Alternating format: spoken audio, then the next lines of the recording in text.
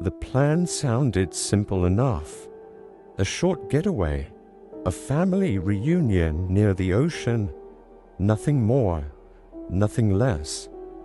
My relatives had flown in from out of state, one from California, the other from New York.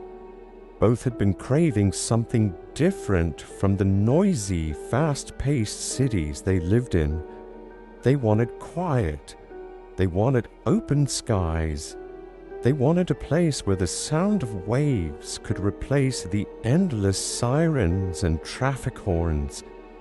So, the family decided on a trip to a remote coastal village. The drive itself began on a clear afternoon. Our rented van rolled along the highway as the landscape slowly shifted from suburban neighborhoods to empty stretches of road. My younger cousins kept fiddling with the speaker, blasting songs and laughing, while my aunt passed around snacks from a cooler.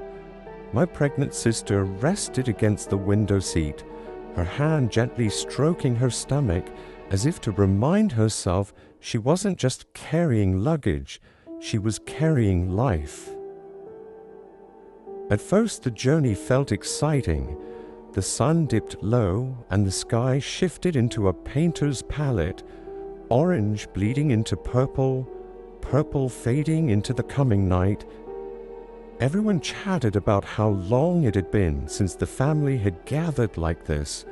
We joked about childhood memories, about old arguments, about things that felt trivial now. But the deeper we drove, the quieter the road became.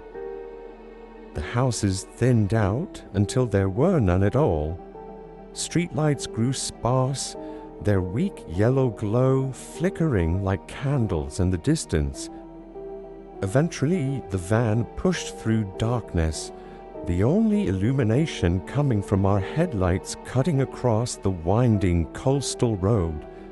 The ocean appeared beside us, dark, endless whispering waves against the rocky shore. The village itself wasn't like a vacation spot. It wasn't polished or welcoming. Instead, it felt forgotten, as though time had passed through without leaving a mark. The huts stood crooked, their roofs patched with mismatched wood. Narrow dirt paths twisted between them, barely lit. Salt hung heavy in the air, mixed with the faint stench of damp wood. Our rental hut stood at the far end of the village, away from the others. At first sight, it seemed almost charming, like something out of an old postcard. A tall wooden frame, 2 stories, with a wide porch that overlooked the beach. But the closer we got, the more unsettling it became. The boards creak, even before we stepped on them. The windows were dusty, as if no one had looked out of them in years. The front door leaned slightly off its hinges, and when we pushed it open, it groaned like it was waking from a long sleep. Inside, the air was colder than outside. It wasn't the kind of coolness you welcome after a hot day. It was the damp chill of a place that hadn't seen warmth in a long time. The walls smelled of mildew, and when I touched one absent-mindedly, my fingers came away dusted with flakes of peeling paint. Still, the family made the best of it. Blankets were spread, food unpacked, and laughter soon filled the hollow space. Someone set up the speaker on the porch, music echoing across the night. My younger cousins ran in and out, their voices rising above the waves. For a moment, it felt like the hut was just another backdrop for our gathering, nothing more. But not everyone settled so easily. My sister, the pregnant one, complained of feeling uneasy. She didn't like the room upstairs, especially the one at the end of the hall that had a narrow window facing the lonely dirt road outside. "It feels wrong," she whispered to me when no one else was listening, "like somebody's watching." I brushed it off at first, assuming it was her nerves. Pregnancy does strange things to the mind, I thought. But the way she avoided looking at the window stayed with me. When she finally laid down in that room to rest, I lingered at the doorway. The wooden floor groaned under her weight.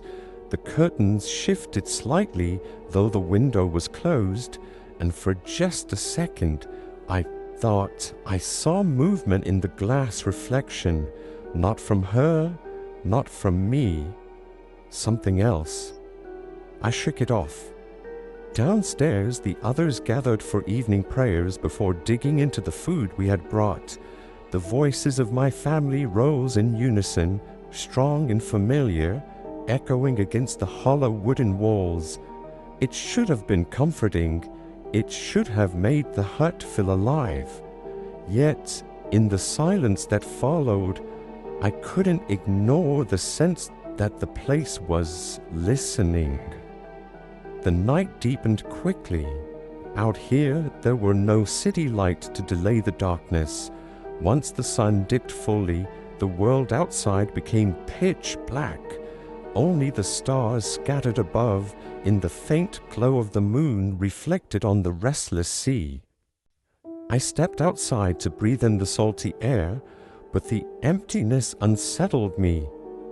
The village seemed to have gone to sleep all at once. No voices, no footsteps, not even a dog barking in the distance.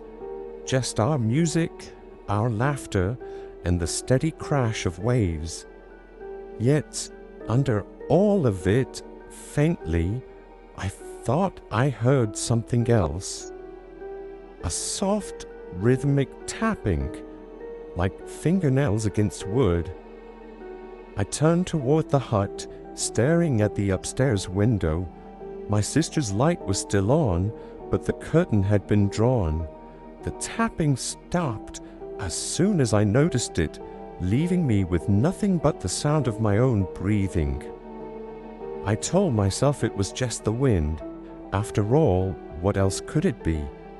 Still, as I walked back inside, I couldn't shake the feeling that the night had only just begun, and that the hut with its creaking boards and watchful silence had been waiting for us.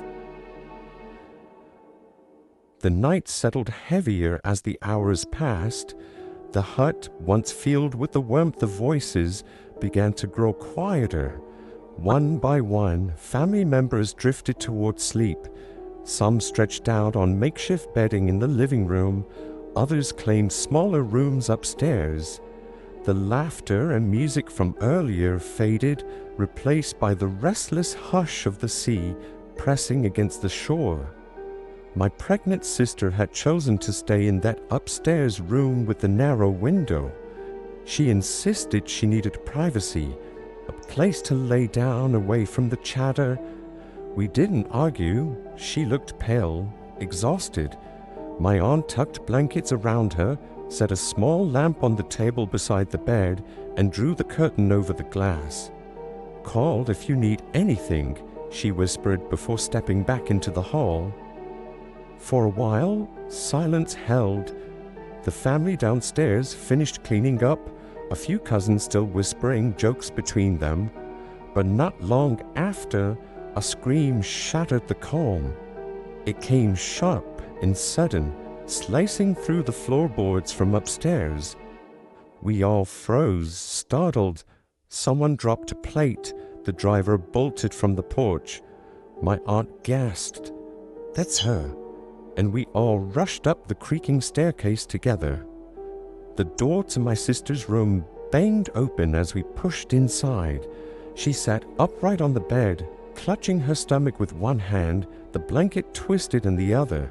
Her eyes were wide, glistening, her breath ragged like she ran a mile.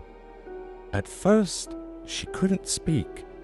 My mother grabbed her shoulders, demanding, What happened? My cousins crowded the doorway, faces pale. Finally, between gulps of air, she whispered, "There was someone here." We exchanged uneasy glances. "What do you mean, someone?" I asked. Her eyes darted toward the window. Outside, standing there, a woman. She had long hair. She was just watching me. Everyone turned toward the curtain. It hung still, covering the window, its edges unmoving. My cousin yanked it aside in one quick motion. Nothing stood there, just the dirt road, empty under the dim light of the moon. My aunt muttered something about dreams, about imagination, about pregnancy playing tricks, but my sister shook her head violently.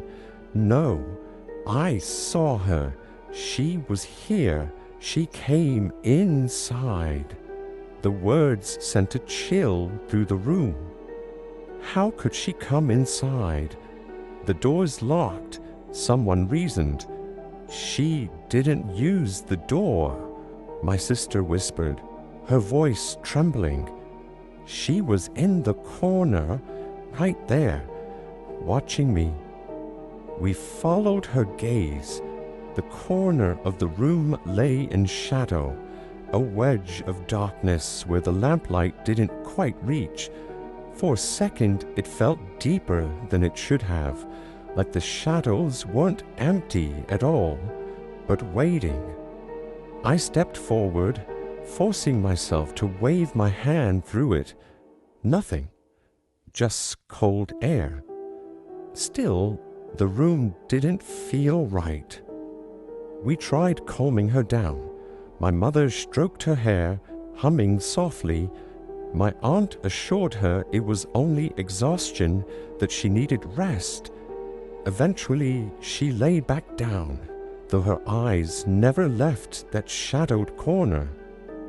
When we stepped out into the hallway, the family argued in hushed tones. Some said we should leave, go back to the city. Others laughed it off, claiming she must have dreamed it. The driver looked uneasy but stayed quiet. I couldn't shake the way her voice cracked when she said, "She came inside."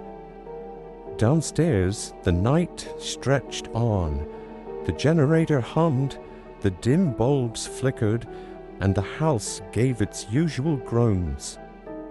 At one point, the wind pushed against the walls and the whole structure seemed to sigh. My younger cousins tried turning the music back on, but even the beat felt hollow now, unable to chase away the unease. I sat on the porch for a while, trying to convince myself it was nothing. Yet the silence around the village still pressed too heavy, as though every other soul had vanished. Not a single sound came from the neighboring huts. No laughter, no conversation, no light. Just darkness and the slow pulse of the ocean. Then it happened again. From upstairs, another scream tore through the air, this one louder, sharper, filled with raw terror. We charged up the stairs a second time, but before we even reached the room, she stumbled out into the hallway, clutching the doorframe for balance. Her face was drained of color, her hair damp with sweat. "She's in there," she shouted. "She's in the room." Without hesitation, I ran inside. The lamp still burned on the table, but the room felt altered. The air hung heavier, colder. The shadows stretched too long across the floor. And in the corner where the darkness pulled deepest, I thought I saw something move. It was only for a breath, a flicker of shape, a pale outline, a curtain of hair falling forward, and then it was gone. I froze, heart pounding. My cousin stormed in behind me, flicking his flashlight across the walls. Empty. Just the bed, a chair, and the old wardrobe in the corner. No intruder, no woman, but the dread remained. Back in the hallway, my sister sobbed into my mother's shoulder, insisting over and over that the woman wasn't just watching this time. She was closer. She said she felt her breath cold against her cheek before she screamed. No one laughed it off now. Even the skeptics fell silent. Downstairs, my uncle locked the front door, as if that would make a difference. My aunt muttered prayers under her breath. The cousins stuck closer to the adults, their earlier energy drained.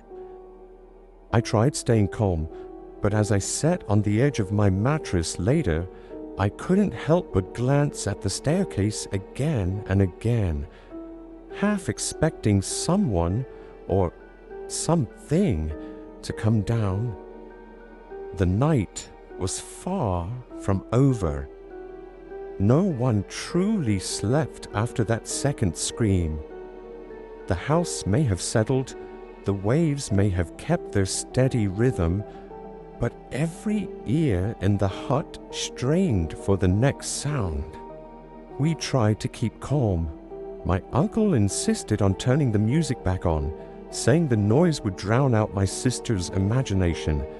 He carried the speaker onto the porch, and soon enough, bass rumbled against the fragile wooden walls.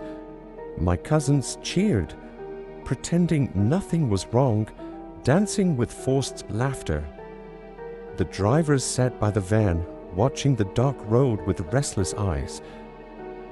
But even with the music, I felt it. The night wasn't empty. Something hid within it, just beyond the reach of light and laughter. Then came the first new sound. At first, it blended with the beat, a faint rhythm that didn't quite match the song. But when the track ended, when the music cut to silence for the span of seconds, we heard it. Thump, thump, thump. Footsteps on the roof. Everyone froze. My uncle shouted above the sudden murmurs, claiming it was just branches or perhaps the hut shifting in the wind. He quickly pressed play again, forcing the next song to cover the noise. But the footsteps grew bolder. They moved in uneven strides, sometimes slow, deliberate, sometimes running in quick bursts that sent dust falling from the rafters. Every so often, the sound would stop entirely, as if whoever or whatever it was crouched down, listening for us below. When the music lowered again, another noise slid through. Crying. A woman's voice, faint, mournful. It floated above us, thin as smoke, yet sharp enough to slice through the heavy air. The wail rose and fell, a broken tune that carried across the beams. My cousins clutched each other. My aunt pressed her hands to her ears. The driver whispered a prayer under his breath. And then someone screamed, not my sister this time, but my younger cousin. He was pointing toward the staircase, his face pale. I followed his finger. At the top of the stairs, where the shadows pooled deepest, something moved. A pale shape leaned just far enough for us to see. Long hair fell forward like a curtain. A face, if it could be called that, peered down. It didn't move. It only stared, silent, unblinking, the crying still echoing above us, even though the figure never opened its mouth. My legs refused to move. My chest tightened as though invisible hands gripped me. Then, just as suddenly, the figure withdrew. Gone. But the air didn't lighten. If anything, the house grew heavier, like the very walls were breathing in time with us. My uncle, perhaps out of pride or perhaps denial, snatched the flashlight and stormed up the stairs. "Stay here," he barked. Of course, no one stayed put. I followed with 2 cousins right behind. The upstairs hall stretched long and narrow, lined with closed doors. The beam of the flashlight trembled against the peeling paint. Shadows jumped across the ceiling with every step. When we reached the end, he pushed open the room where my sister had seen the woman before. The light swept across the bed, the chair, the wardrobe. Empty. Then we heard it again, this time directly above us, scratching, nails dragging across wood, slow, cruel, relentless. We all looked up. Dust sifted down through the ceiling boards. The sound crawled from one side of the roof to the other, circling us, surrounding us. "Generator," my uncle muttered suddenly.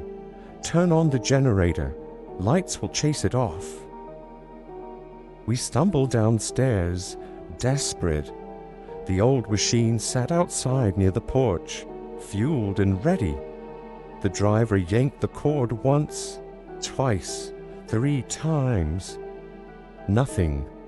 Not even a cough of life. It worked earlier, he swore, pulling again until his palms bled. Still silence. That was when the lights inside the hut flickered once and died. Darkness swallowed us whole. The only sound left was the scratching, louder now, closer, and beneath it faint laughter, a cruel, broken giggle that rose from the walls themselves. My aunt screamed, my cousins cried out. The driver abandoned the generator and ran back inside, clutching a flashlight that barely held a beam. In its weak glow, we saw shadows moving. Not the kind cast by objects, but free-floating, sliding across the floor and up the walls. Something banged upstairs. A door slammed shut with such force the hut rattled. Then the windows burst open, all at once, curtains whipping into the air as the ocean wind howled through. Papers flew, plates crashed. The front door banged against its frame, though no hand touched it. We stood frozen, every instinct screaming to run, but our legs refusing. Only when the crying above turned into an ear-splitting scream, a shriek that clawed straight through our bones, did we finally move.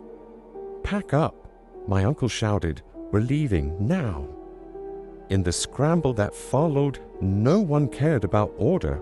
Bags half-zipped, food abandoned, shoes snatched and thrown on the wrong feet. My sister clutched her belly as 2 of us helped her toward the van. My aunt dragged the crying child by the arm. I glanced back once, just once, as we fled down the porch steps.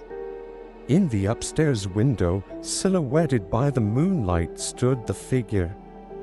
Long hair draped forward, hands pressed to the glass, watching.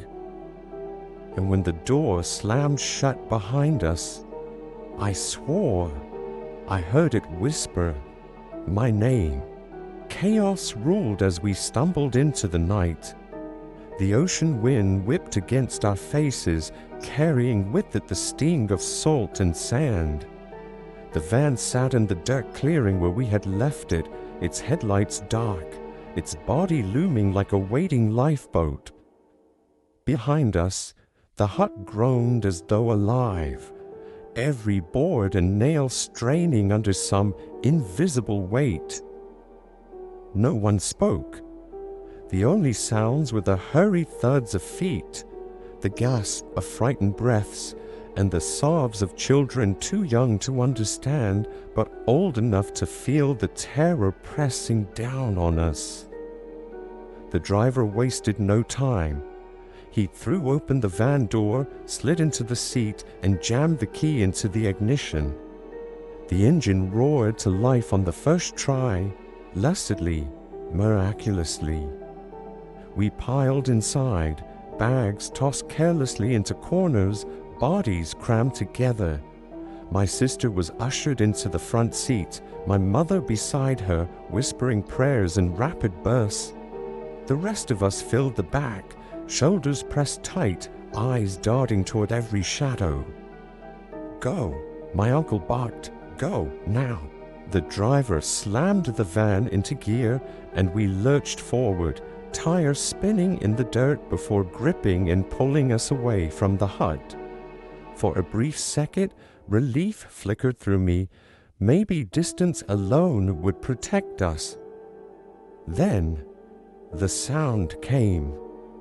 A screech, high-pitched and inhuman, tore through the night behind us. It wasn't carried by the wind. It wasn't softened by distance. It felt as though it came from everywhere at once. Inside the van, inside our heads, rattling our bones. Children cried out. My sister clutched her stomach with both hands, eyes squeezed shut. The driver pressed harder on the gas. The van surged down the narrow coastal road, headlights slicing through the suffocating dark. The sea rolled to our right, vast and endless, its waves crashing against the rocks below. On the left, the forest loomed, gnarled trees twisting like clawed hands. Then came the thump. Something struck the side of the van, hard enough to rattle the frame. My uncle twisted toward the window, flashlight beam cutting across the blur of trees. Nothing. Another thump, this time on the roof. The metal groaned as though something heavy had landed. A scream erupted from the back as the ceiling dinted inward, dust shaking loose onto our heads. "Faster!" someone shouted. "Drive faster!" The driver floored the gas. The van roared, tires squealing on the cracked road, but the pounding above us only grew louder, heavier, as if the roof itself might cave in. Then I saw it. Out the corner of my eye, through the glass of the window, a figure ran alongside us.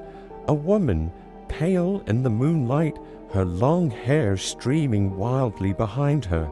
She didn't stumble. She didn't slow. Her feet barely seemed to touch the ground, and yet she kept pace with the speeding van, her face angled towards us, her expression hidden in shadow. I blinked, hoping it was a trick of light, but she was still there, her eyes glinting faintly in the dark. "No, no, no, no," my cousin whimpered, pressing himself against the opposite window. The woman darted forward, and a sudden burst, racing ahead until she was right at the edge of the headlights. For a horrifying second, it looked as though she would step into the road and stop us cold.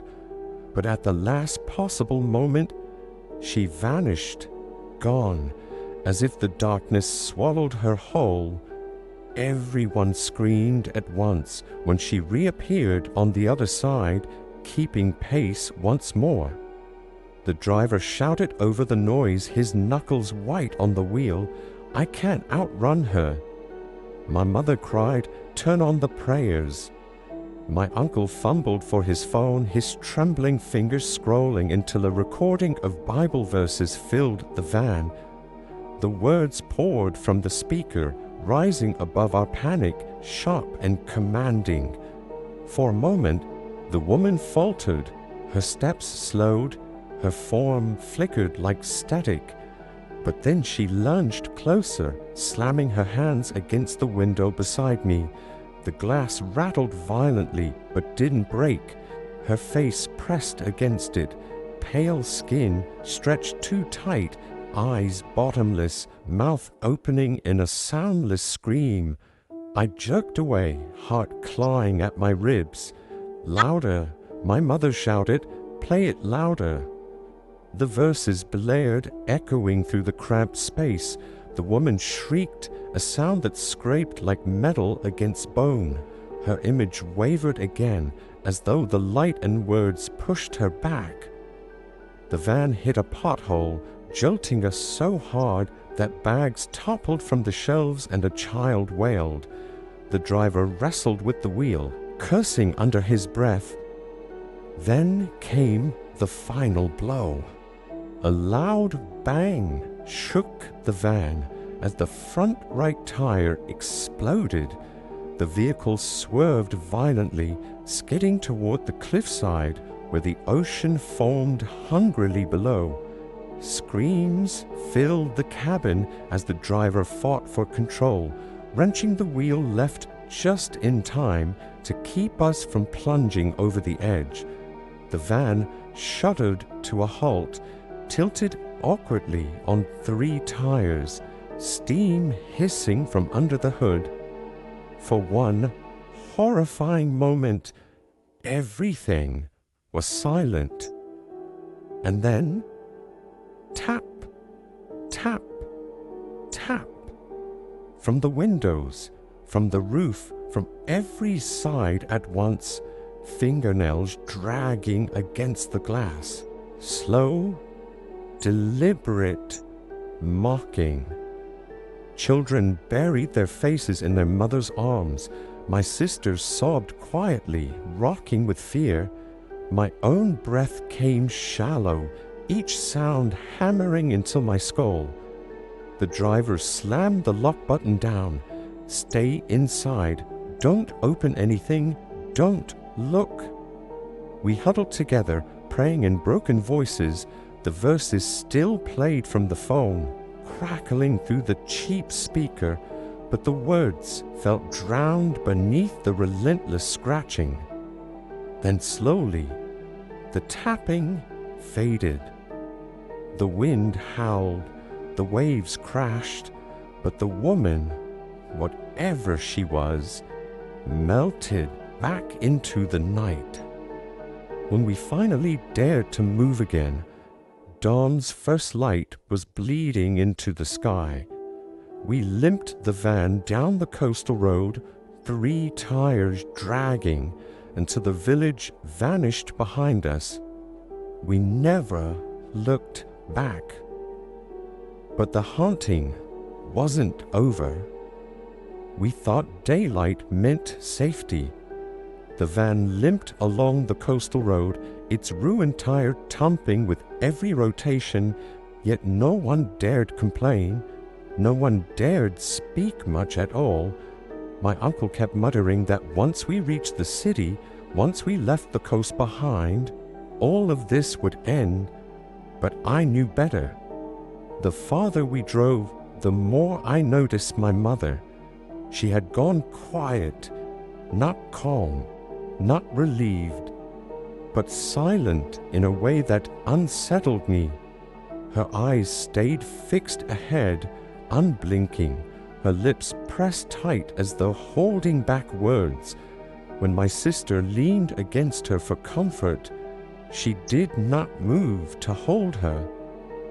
At first I told myself it was shock. After all, who wouldn't be shaken after what we'd seen? But the longer I watched, the less she looked like herself. By the time we reached the edge of town, my stomach churned with dread.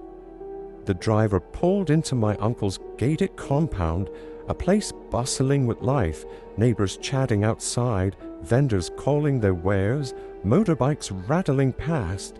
The very noise of civilization felt like salvation. As the van rolled to a stop, everyone exhaled, as though they'd been holding their breath for hours, except my mother. She was the first out of the van, moving briskly, almost too briskly. Her steps seemed heavy, uneven, like she struggled with a weight the rest of us couldn't see.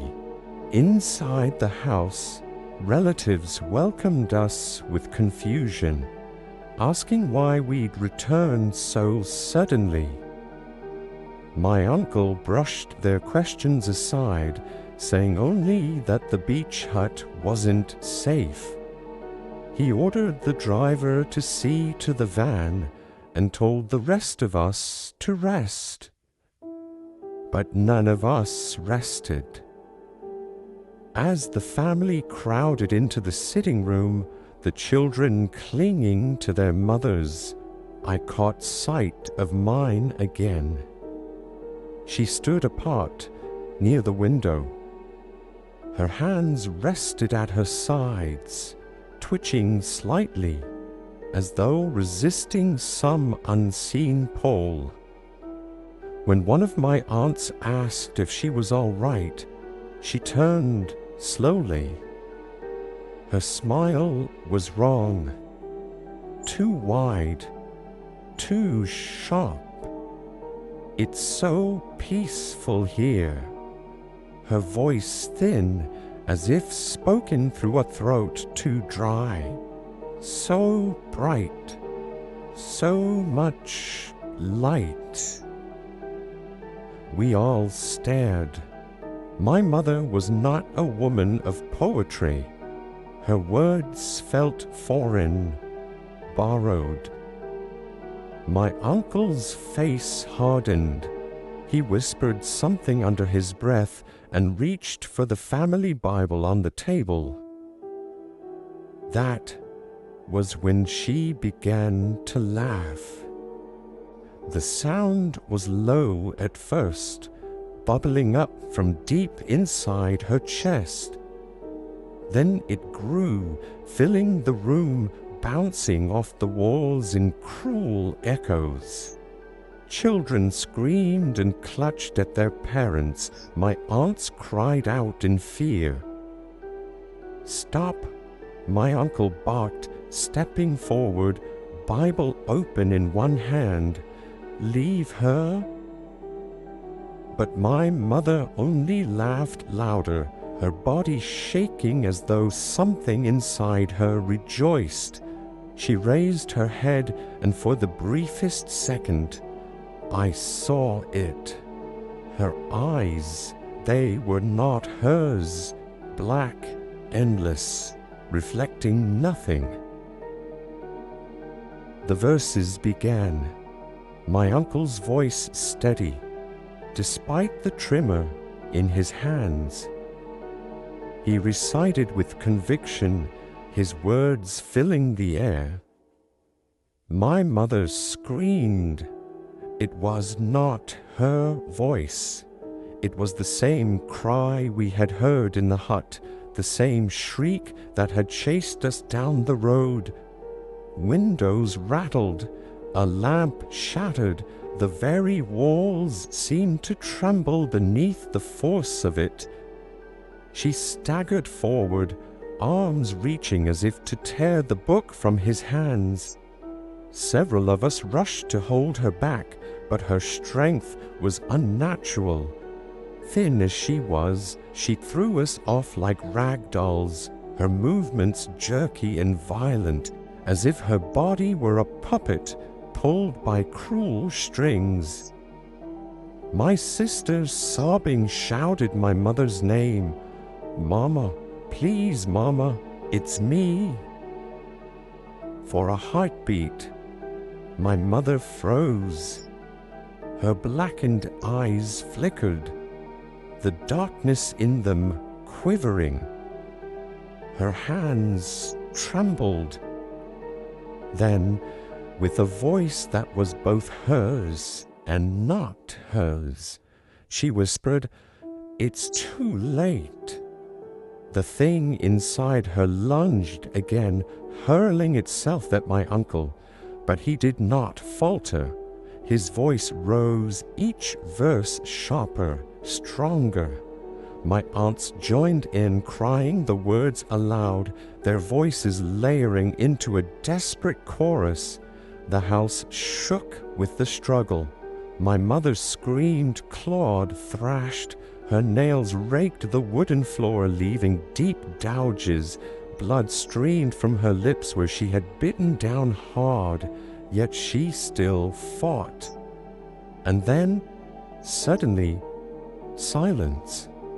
Her body convulsed once, twice, before collapsing to the ground. She lay still, her chest rising in shallow, ragged breaths. We rushed to her side. My sister clung to her, sobbing into her clothes. My aunts wept openly. My uncle lowered the Bible slowly, sweat pouring down his face. When her eyes opened again, they were hers, brown, tired, human. She whispered my name, barely audible, as if surfacing from a nightmare. But even then, even as relief surged through the room, I couldn't shake the truth, because as I held her trembling hand, I heard it, faint, almost imperceptible, but there. A laugh. Not from her lips, from somewhere else, somewhere near. The entity hadn't gone. It had only stepped aside, waiting.